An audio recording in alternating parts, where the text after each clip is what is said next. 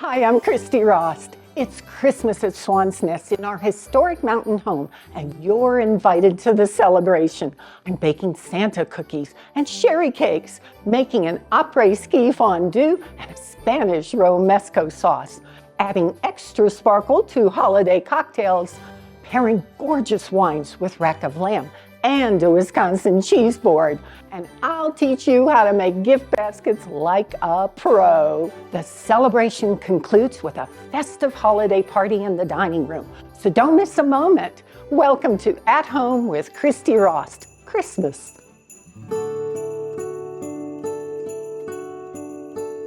To me, cookies are an important part of our Christmas tradition, but not just any cookies. I want ones that dazzle the eye and make my friends and family smile with delight. So today, I'm going to make Santa cookies, which will appeal to the kid in all of us. And I start with 1 cup of unsalted butter in the mixer. And I'm going to add in 1.5 cups of sugar, and I add it very gradually. So watch your speed, not too fast, and very slowly add that in and let it beat. Up the speed a little bit now, and back down, add a little more sugar. You want to do this rather slowly and make sure that the sugar is well incorporated into this butter mixture. Little more sugar. And we'll speed it up just a little. And a little more. And you can do this with a hand mixer as well, if you don't have a stand mixer. And add in the last of the sugar. Then, after this mixes really well, then I'm going to add in 2 eggs. And I add them one at a time and let it mix real well. And then add in the other. So you want to make sure it's really well incorporated. Now I'm going to stop the mixer and scrape this down because a lot of the butter goes around the edges. You want to make sure you get it all in there so that butter and sugar continues to mix really well. There we go. And do that again. So that's good. So while that is beating, I'll just turn it down just a little. I have 3.5 cups of flour here, and I'm going to add in some baking powder and some salt. And I stir these with a large spoon. There we go. And as I finish this up, I'm going to add about 1.5 teaspoons or so of vanilla to the egg and butter mixture. And then when this is completely incorporated, then I'll gradually add in the flour to the butter mixture, and I like to do it by hand. So I've transferred the butter mixture to a glass bowl so you can see what I'm doing, and I gradually mix the flour mixture in here, and I like to use a spoon. It makes a really light and tender cookie. Now, if you want to use a mixer for this, you just feel free to do that. But this is my house, and this is the way I always do it, is with a spoon. And I've been baking since I was 12 years old. So I kind of know a thing or two about how to get a cookie really tender. So then what I do is I take all of this cookie dough and I wrap it in plastic wrap and stick it in the fridge for about 1 hour or 2, or you can even chill it overnight, which is really a great time saver during the holidays. And then I roll out the cookie dough until it's about 1/4 inch thick, and I cut it with a heart-shaped cookie cutter. And how are you going to get a Santa from a heart shape? Well, I'll show you how to do that.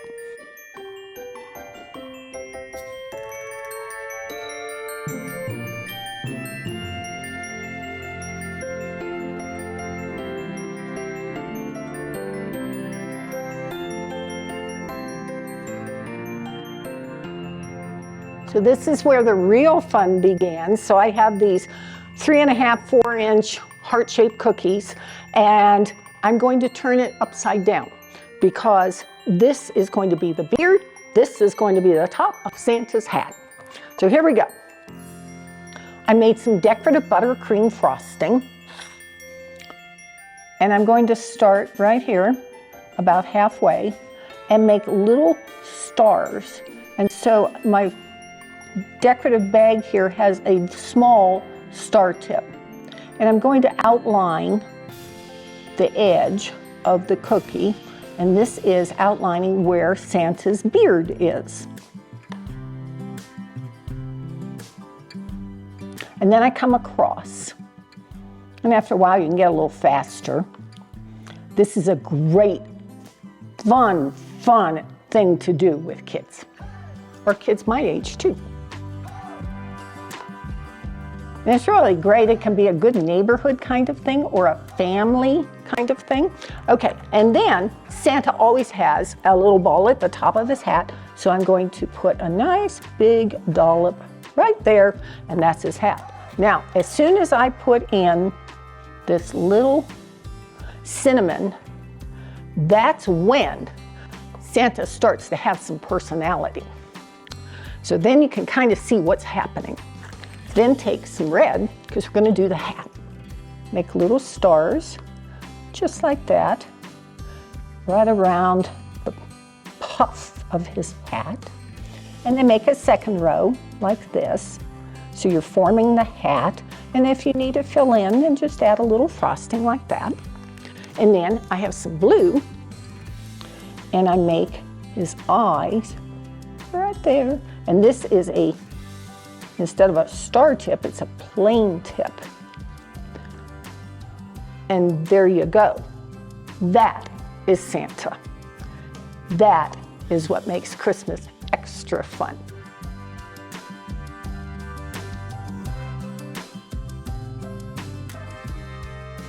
Sherry cake.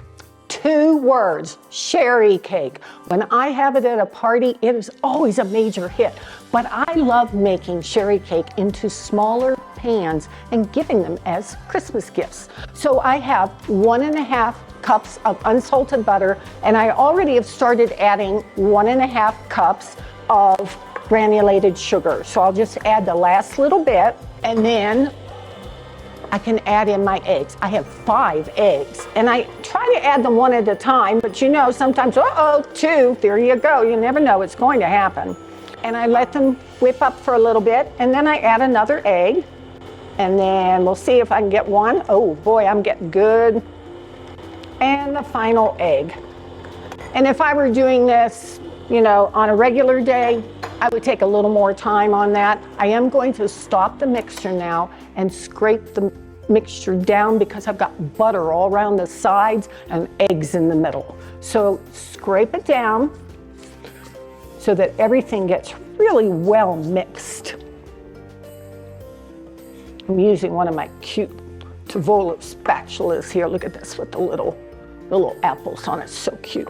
Okay, and then while this continues to be, because you want it to be really light and fluffy, then I have, let's see, I have 2.5 cups of flour here, and I'm going to add in some baking powder and some salt.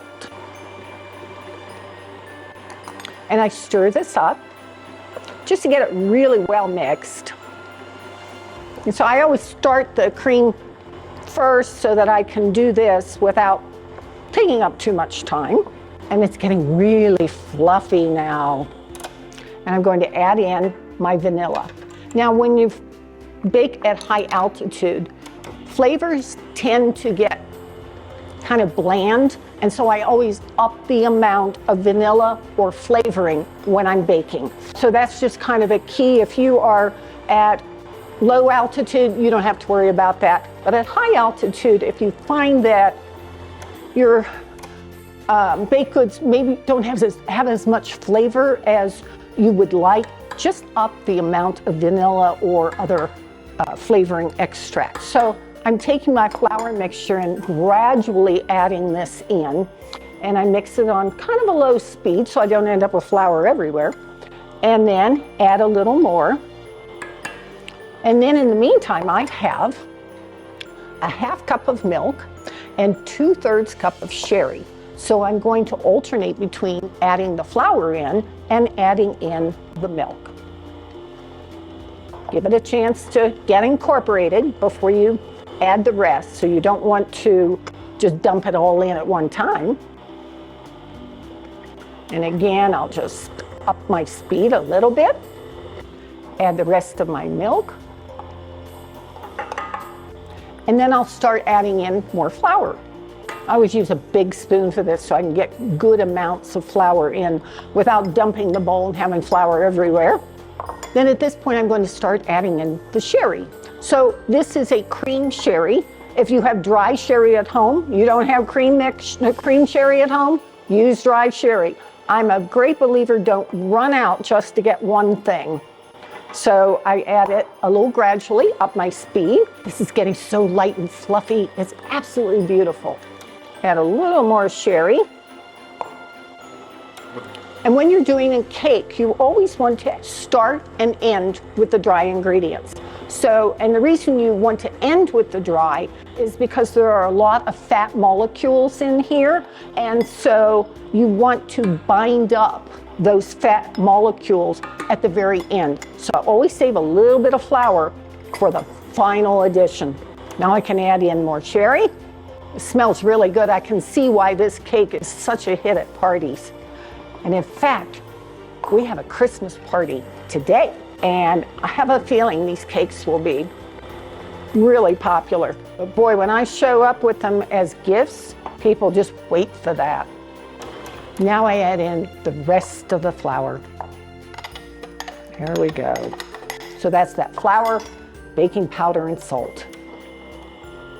Now I'm going to let that continue to mix for a moment. I'm using these cute little decorative pans. 2 of them match, 1 doesn't. It doesn't matter. Each one is so, so cute when the cake is baked.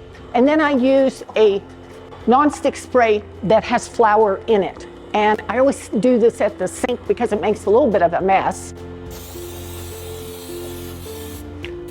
And you want to spray the pans really well so that the cake falls out nicely after it's baked. So there we are. So I'm going to transfer my batter into my cake pans and bake it in the oven at 350 degrees. They'll take about 30 to 35 minutes, depending on your oven. And in my case, also depending on the altitude. So we'll bake those. And then when the cake comes out, I'm going to let it cool for a little bit, take it out of the pan, and then poke it with a pick and have a wonderful sherry syrup that I'll drizzle over top.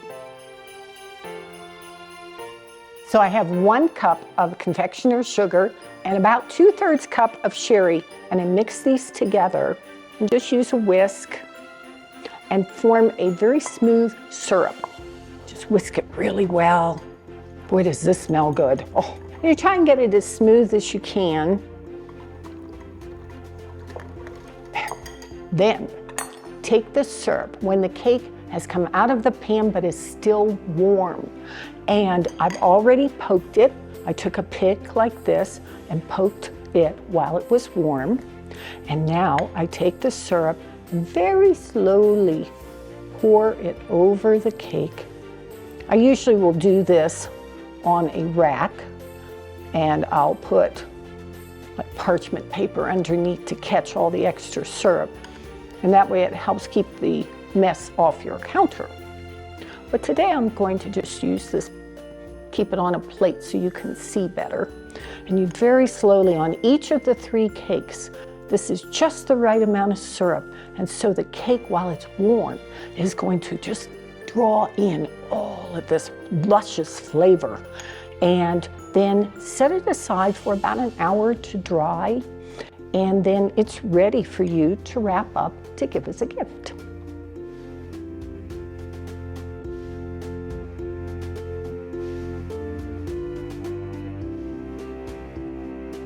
So now I'm making meringues, but these are peppermint meringues, and they kind of look very Christmassy, kind of like sugar plum fairy kind of things. So I have 2 egg whites here, and I'm going to beat them at high speed. And I beat them until they get just foamy. And at that point, I'm going to add in a 1/4 teaspoon of cream of tartar. So I'll turn this down just a little bit and add in my cream of tartar. And the reason you do this is it is an acid, and it reacts with the egg whites and makes the egg whites be into a higher volume. So it's very important to have a little bit of acid when you're doing this. You could also use lemon juice. Then I begin to add, once I've got that foamy and it's starting to thicken up just a little bit, then I begin to add in a half cup of sugar. Now you want to do this slowly because it's important for that sugar to really, really get fully incorporated into the egg whites. Otherwise, you'll end up with egg whites that have all these little tiny dots on them, and that's the sugar. So I'll add just a little more, and I'll keep doing this until I get all of the sugar incorporated. Meringue has gotten nice and fluffy, and it is stiff peaks, and I want to show you what stiff peaks looks like. That is stiff peaks. It just stands there, and that's what you want for a meringue. Now I'm going to add in a half teaspoon of vanilla for flavoring, and so I will mix that in briefly, and then I will transfer the meringue to a large decorating bag fitted with a very large fluted tip, and that's how I'll make the meringues.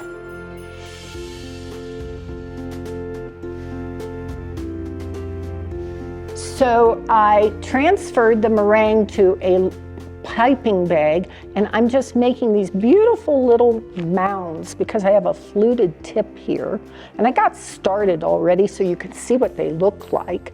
And so you're just gonna pipe them all on here. I preheated the oven to 225 degrees. So these are gonna bake for an hour, really low temperature.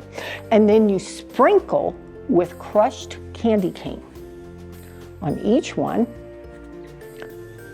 Bake for 1 hour, 225, then turn the oven off and leave them in the oven at least 3 or 4 hours. I leave them in overnight. And when I get up in the morning and I bring out the tray, they look like this. These are peppermint meringues.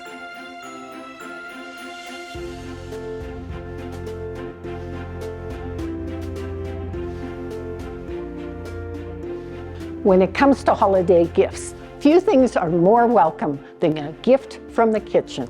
And when the gift wrapping is just as impressive as what's inside, it's like giving 2 gifts. So today I'm going to show you how to make a gift basket.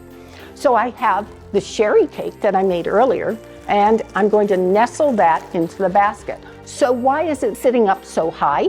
It's because I have crumpled up craft paper inside here. And then I put paper shred on top. And that way I can nestle this in, I can move it around and have just the angle that I want. So then I took some of the meringues and I put them in cute little cellophane bag and tied with red ribbon.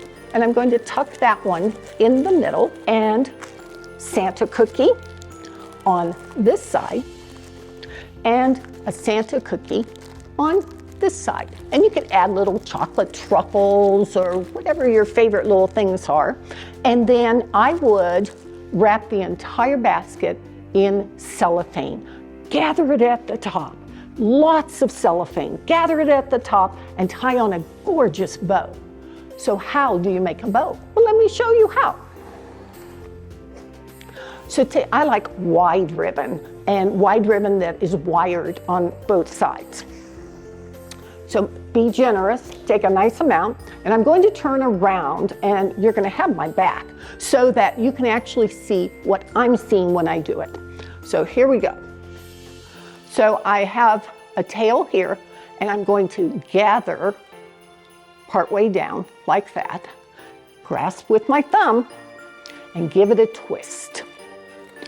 And then I have the inside here, and I'm going to bring this up to whatever size I want, and I'm going to gather that in. Put it there and hold it with my thumb.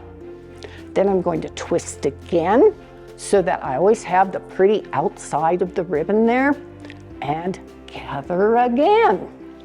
It's so easy. If you have a really thick ribbon, it can get a little tough on the thumbs, I'll tell you. But for a ribbon like this, it's nice and light, and sometimes you need to just kind of turn your ribbon around when it starts to get curling up on itself. And you try and get it so it's always the same length. Gather again. And you can make as many loops as you want, but I always try and make them so that I have an equal number on both sides. So again, let me turn my ribbon and I make that second loop. And I will just continue this until I have, usually I'll do 3 loops on both sides for a good sized gift basket like this. And remember, the more sumptuous your bow is, the more gorgeous your basket looks. So I'm going to have just the right amount here. And you can decide if you want to put a tail on or not. That's up to you. And the final gather like that. And there you are. Then take a ribbon, or I have a piece of wire. I put that there and twist. Gather it as tight as you can and just twist like that several times. And then hold on to this because you're going to use that to help secure it to the basket. Open up your ribbon so that you create the bow, and this is the value of having wired ribbon, because then you can adjust it and make it as pretty as you want.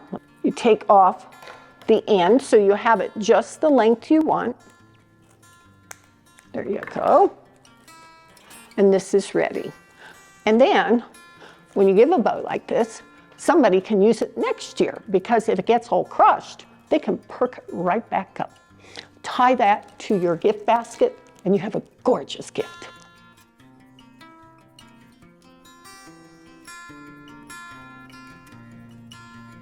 It was one of those peak moments in life. The olive oil and caviar tasting was life-changing. Our guests can go ashore and immerse themselves in some of these little out-of-the-way places. Atlas spoiled us. Yeah, they did.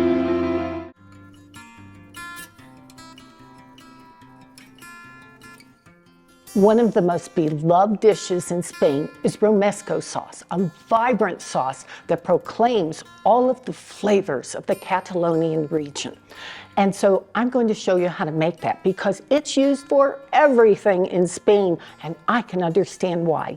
So I have beautiful tomatoes, and I'm going to quarter them and put them on a tray. And I've already preheated my oven to 425 degrees. And I just put all of these. These are really pretty. These are locally grown tomatoes. They're gorgeous.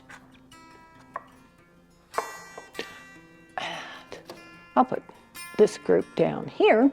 And I have some red onion. I have half of a red onion, and I'm going to just cut that in thirds and put that here. And I have red bell peppers, nice and sweet. I cut them in half and then in half again. They're all seeded. And I have half of a sweet onion. And I cut that in thirds.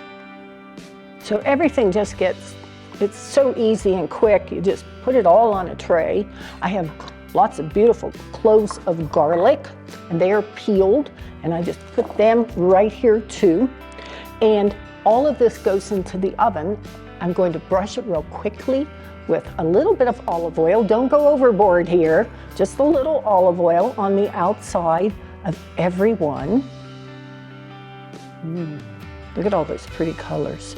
And I put a little bit on the garlic as well. These should get really beautifully toasted, so they're going to get very, very brown on the skin. And when it does that, you get the extra layer of flavor that you wouldn't get if you just put them in and heat them until they're soft. So in the oven, this is going to take probably about 30 minutes. And when they come out, they look like this. I have a Vitamix here. You can use a a food processor, that works great. I've already peeled off the outer part of the skin from all of the peppers. And I'm going to put these in here, in my Vitamix. So everything will go in there.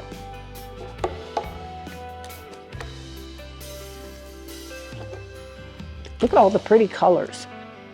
Okay, one of the reasons I love this recipe is because this fall, I was a celebrity chef on Atlas Ocean voyages in the Mediterranean. We started in Nice, France, and we went all through the Mediterranean, all the way along the French coast, the Spanish coast, down into the Portugal islands, and into Morocco, all the way to the Canary Islands. And when we were in Spain, romesco sauce was huge because it's served with everything. Now, I'm just going to chop these up real quickly.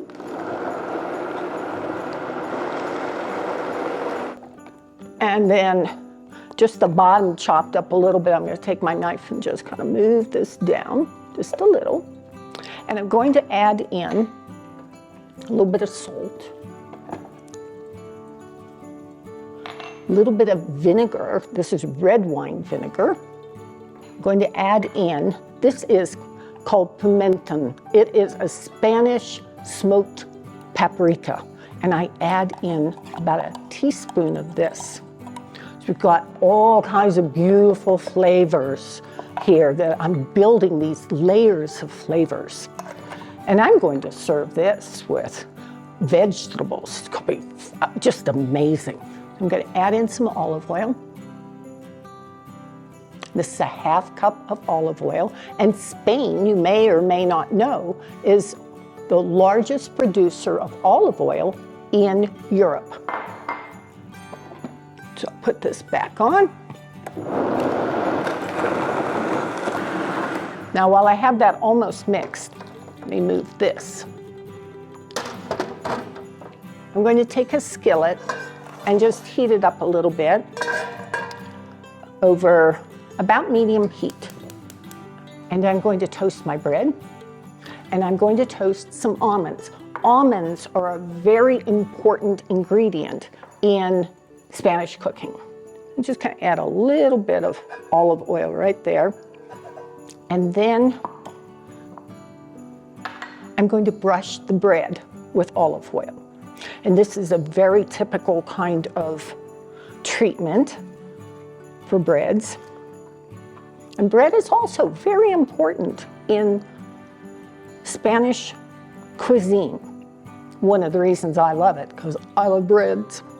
So when this is hot, then take your bread and put it face down. We're going to toast this bread. And then I will add just a little more olive oil on the other side. And once it's toasted and it cools a little bit, then you break it into pieces and put it in with the romesco sauce. I'm also going to add some almonds to this. So this is about a ¼ cup of slivered blanched almonds. I'm going to toast them. Won't take very long. And you can always tell when they're done because they get really, really fragrant. Let's see what's happening with the bread. Well, it's going to need another couple minutes.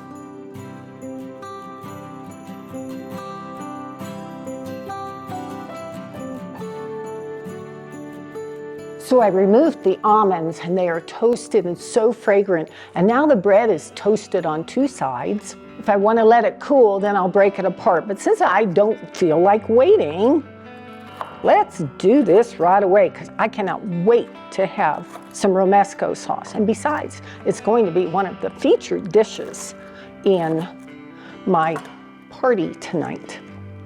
So I'm going to add the bread right into the romesco sauce and the toasted almonds. So again, so many flavors that continue to build in this. It's no wonder the Spanish love it on everything. And I like to really let it blend very, very well. It will still have some nice texture, but basically it should be smooth. And that is a beautiful Spanish romesco sauce. Look for that on the buffet tonight. OmniFizz is a fun way to add sparkle to almost any beverage. With DrinkMate, you can carbonate water, juice, iced tea, cocktails, even wine. Count on DrinkMate for at-home and on-the-go sparkling beverage solutions. I'm proud to have DrinkMate OmniFizz as a sponsor of At Home with Christy Rost Christmas.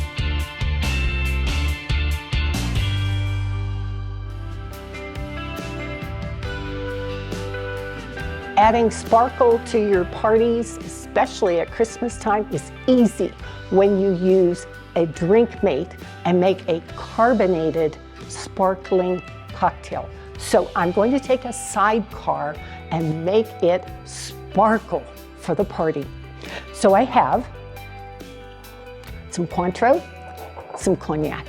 I'm going to take 2 shots of cognac and pour them inside the vessel. There's one, there's a second. Oh, guests are gonna love me. Then I take 1 of Cointreau. I take 1 shot of freshly squeezed lemon juice. Make sure it's freshly squeezed. What you put in, quality-wise, is what you get out. Add this in. Then I have simple syrup. Simple syrup, 1 cup of sugar with 1 cup of water, and you just heat that until the sugar dissolves. And give it a stir every now and then, and that is simple syrup.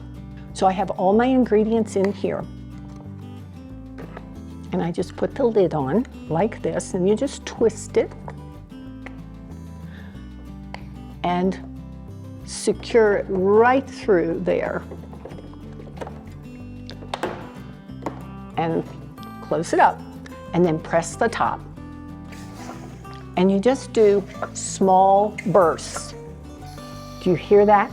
When you hear that release of pressure, you know you have finished pressing. Look at that, isn't that cool?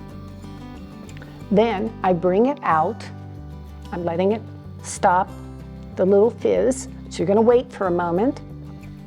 Then I think I can release. There we go, and pull that out, and then give it a shake. And that's going to help to finish the carbonation. Okay, then I flip up this release here and just press the little blue until it stops and it's releasing the pressure in there. So this thing's well carbonated. Now the fun really begins. I'm going to take the glass and I'm going to just rim it with a fresh lemon wedge here, like that. And then I have some sparkling sugar. And I'm going to dip it in. Now you can do granulated sugar if that's what you have at home, but there's nothing like sparkling sugar. Look at that, how pretty.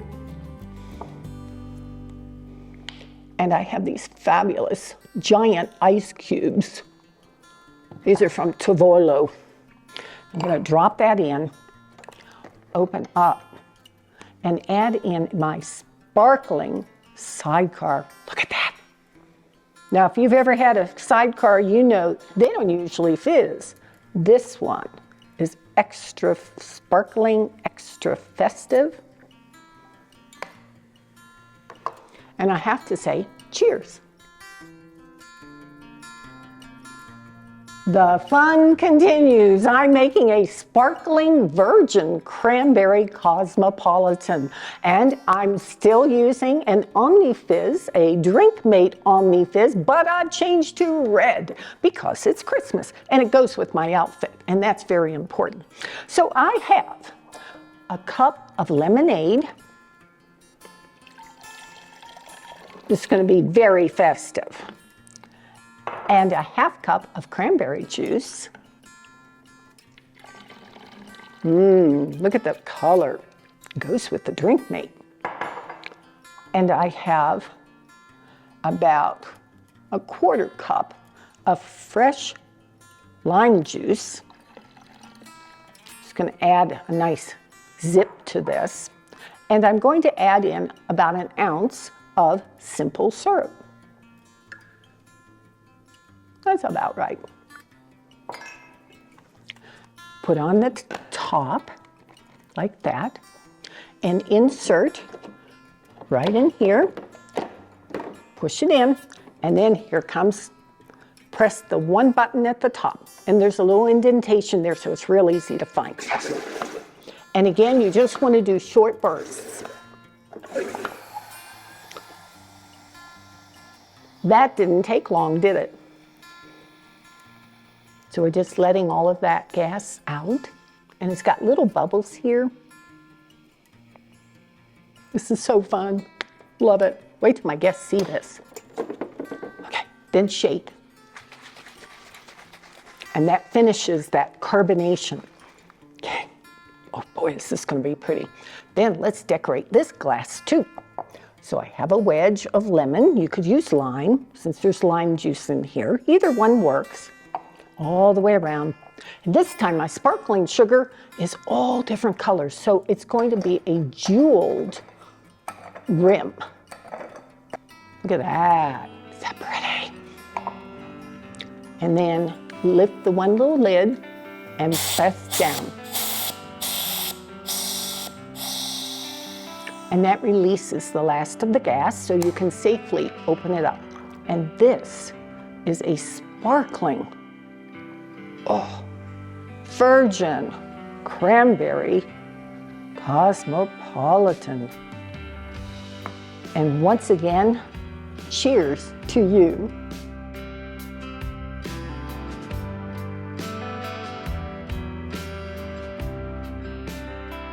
When it's cold and windy and brisk outside, there's nothing like cheese fondue.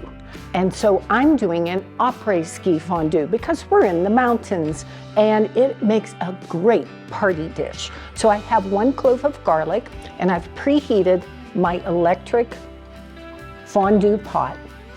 And I'm just going to put this in until it gets fragrant. And while that is starting to cook, I have a tablespoon of cornstarch and I'm just going to sprinkle this over the cheese. Now the cheeses, this is cool.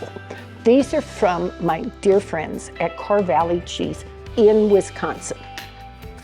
And I have 3/4 pound of Gruyere, a 3/4 pound of Fontina, and that's gonna make it really creamy.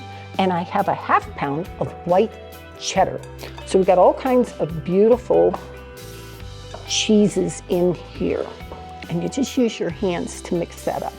So this is, I'm starting to smell the garlic. So now I can proceed. So now I'm going to add in some Chardonnay. You can use a Sauvignon Blanc or a Chardonnay. I happen to have the Deadeye Chardonnay from Provenance Vineyards in California. Love this wine. I'm going to add in about 2 cups. That's 1. Let's add in 2. There we go. Love that. So then I'm going to add in a little bit of Dijon mustard. I have about a good sized, generous teaspoon here of Dijon. Always use a good quality mustard. And I'm going to stir this, turn up the heat. And when I bring this to a boil, and this will take a few minutes. So the wine and mustard have come to a boil, and I can start adding in the cheese. Add a couple handfuls at a time, and then stir until it melts. And then once the cheese melts, then you can begin to add in additional cheese. So you always have this wonderful, creamy, melting cheese before you add any more. Oh boy, that's pretty. Time to add more. Put that in. I'm going to reduce my heat just a little bit here and just stir, stir, stir. The thing about a fondue is it brings people together. So whether you have it as a fondue party all on its own, or whether you add it to a gathering like I'm doing today with our Christmas party, it brings people together because everybody's dipping into the beautiful vegetables, the gorgeous red skinned cosmic crisp apples, the romesco sauce that I made earlier. Oh, time for more cheese. And they're talking and they're all dipping in, and bread cubes and all. And it's just a really fun way to bring people together for any kind of celebration, and especially in the winter when it's cold outside. Fondue is, of course, it's originated in Switzerland, but it's very, very popular throughout Europe. And there was a time here in the US where it was very popular here as well. And then it kind of lost that and people moved on to other things. But fondue has really made a comeback. And I can see why. It's just such a fun, and very easy, as you can tell, way to entertain and to gather together with friends and family. And that's what being at home is all about. And that's what I'm known for, is gathering people together to celebrate big moments and small moments. Guests are gonna love this. We're almost finished with the cheese. And while I'm stirring this, I have to tell you, I took a sip of the Provence Vineyard Deadeye Chardonnay, and what I love about it is it's very crisp, and yet it has a wonderful buttery finish, and it's got this beautiful tropical fruit flavor that I detect, and that is going to make it go so well with the fondue. Because it has a bit more acid than some Chardonnays, it makes it really a good pairing for something that's creamy, like the fondue, but also like shrimp or lobster or scallops, where you want to have a little bit of acid to pair with the creaminess of those dishes. So this is ready. All I need to do is just add a few little red pepper flakes just to give it just a little kick. I'm going to turn this way down, and it's ready to serve. Après-ski fondue.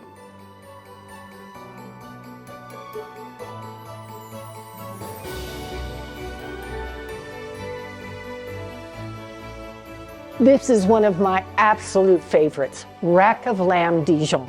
Whenever we go out, if there is lamb on the menu, I'm always going to order it. But there's nothing like making it at home, and it's so easy.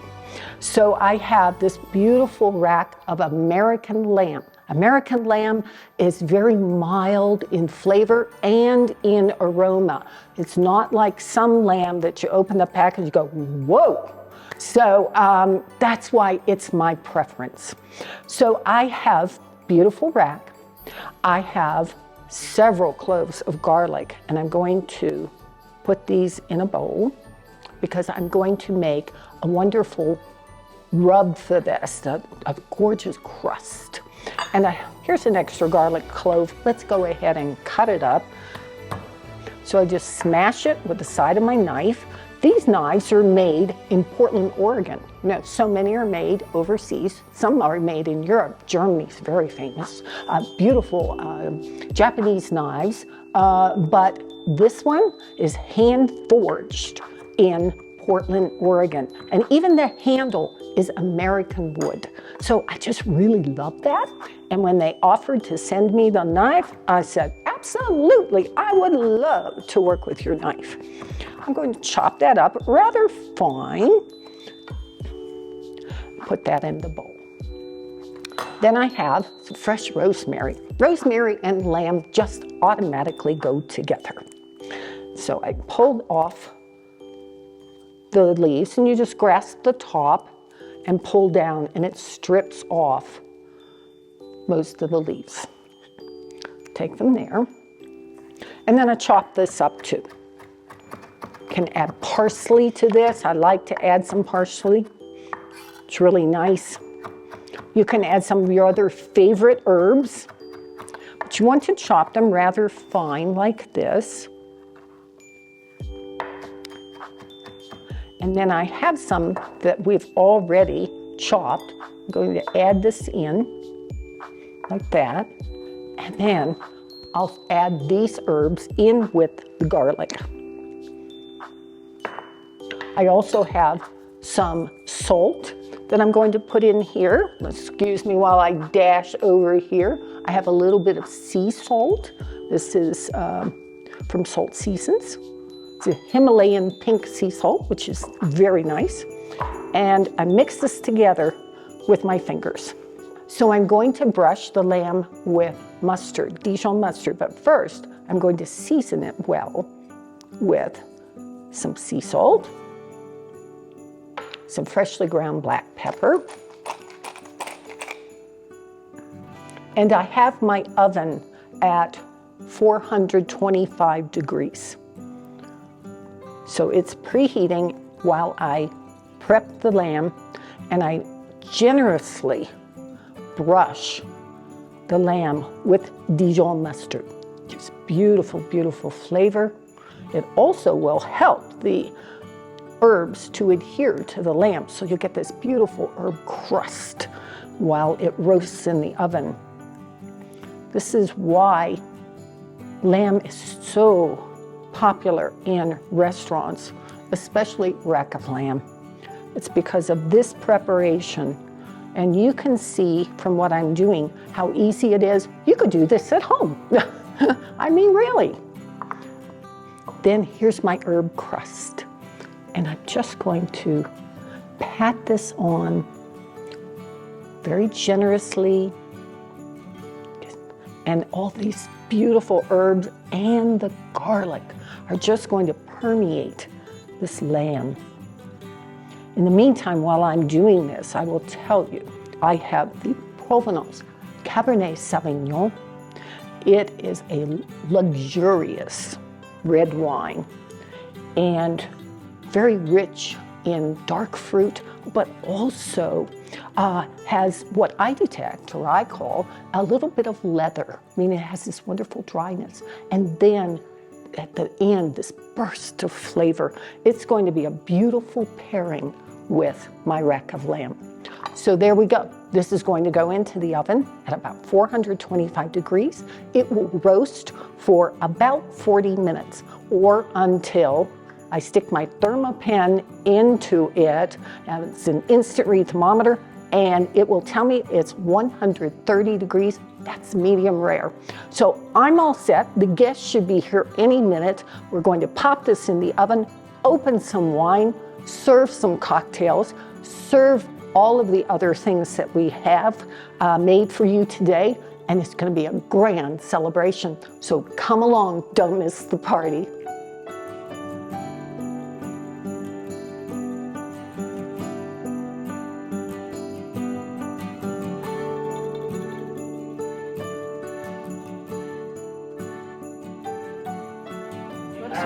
I know.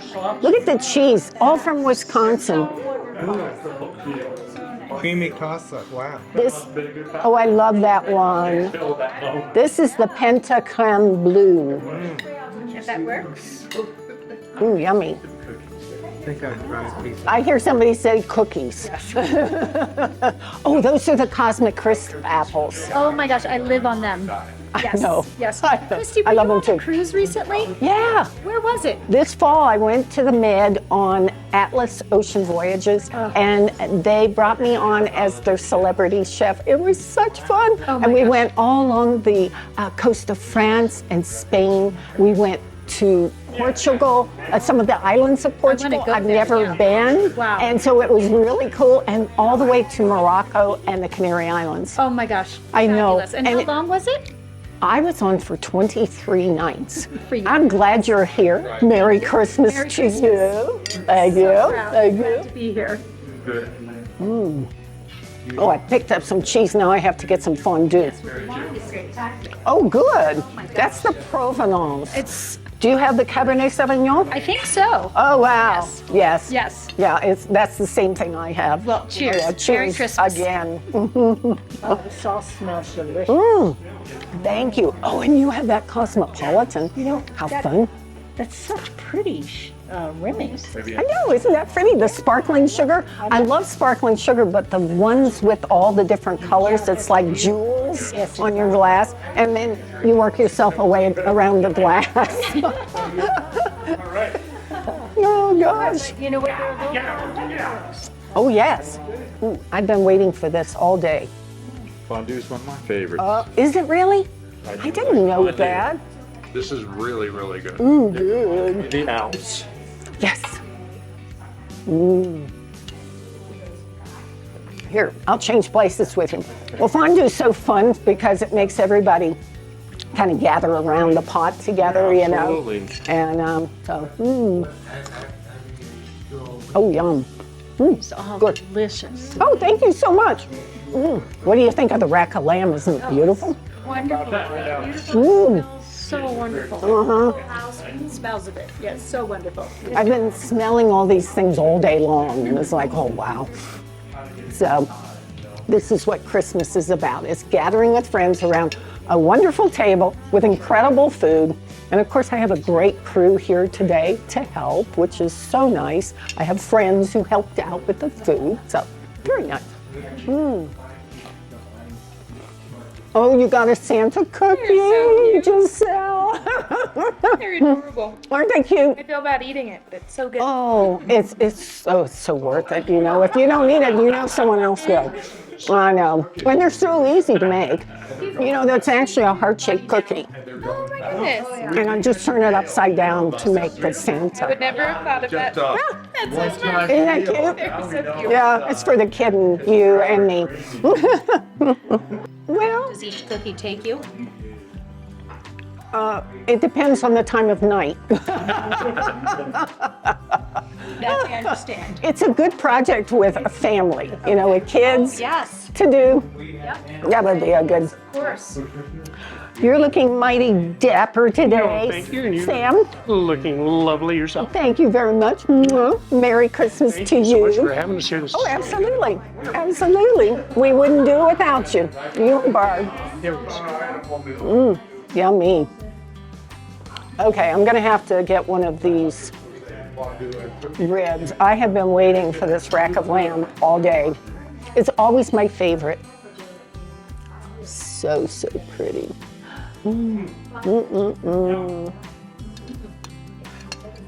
Beautiful, wow. Oh, did anyone try the romesco sauce? It's delicious. Isn't that good? I had that while we were off the coast of Spain this fall. What's in it? Ooh, I'm so glad you asked. Roasted tomatoes, roasted onions. I used half red onions and half sweet onions. Roasted red bell peppers, lots of garlic. You put everything on a tray and slip it in the oven at a high temperature for a while. And then you put it into a food processor along with toasted almonds and some bread. They actually toast bread, and I did it in a pan with just, you know, a tiny bit of olive oil. Flip it until it's nice and brown, and you tear that up and put that in with everything else, and you just whirl it with olive oil, because Spain is the largest producer of olive oil in Europe. So, I know. I've seen all those olive trees. yes, that's right, that's right. We saw some too, didn't we, Randy?